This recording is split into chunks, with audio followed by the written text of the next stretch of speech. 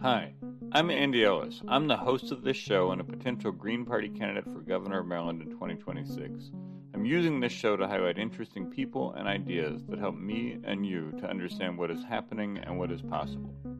You can learn more about the campaign by going to gogreen2026.com. Guests on this show do not necessarily support my campaign or the Green Party. They've agreed to come on to discuss ideas and issues. And of course, click the subscribe button on YouTube so you can keep up to date with this podcast.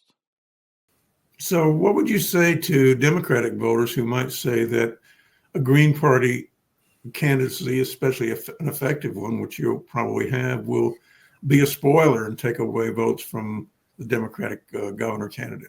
Yeah, I mean, look, Democrats have a 2-to-1 voter registration advantage in Maryland. They have all of the statewide executive offices. They have a decades-long veto-proof majority in the General Assembly, and they have the executives of the top 8 population counties. So if people are not happy with the way that Democrats are governing, that's all on Democrats. Democrats need to figure out amongst themselves why they can't use those structural advantages in order to be able to ensure that they never have a close election again. That's the first part of it is, this is not a 50-50 state like we look at the national election. This is a 2-to-1 state where Democrats have an overwhelming majority. And if they have concerns, they should address those concerns. The second thing I would say is we're starting very early and we have a clear set of issues and priorities. And if Democrats see those issues and priorities motivating voters to defect from the Democratic Party and potentially vote for a Green, well, they have 2 legislative sessions in 2 years to start acting on those priorities.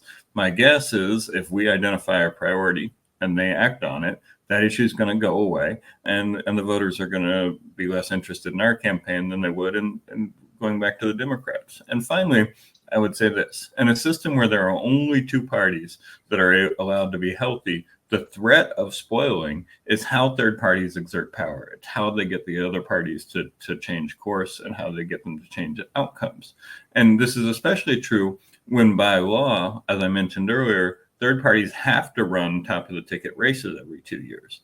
And if the concern about spoiling is real, then Democrats could do a lot of things. They could pass ranked choice voting for executive representations. They could have proportional representation for legislative races. They could also change the ballot access laws so that we didn't have to run a governor's candidate or a top of the ticket candidate every year. There's a lot of opportunity here. And if there's any Democrat who want to talk to us about what some of these legislative fixes are in order to take away the spoiler effect, we're happy to talk with them.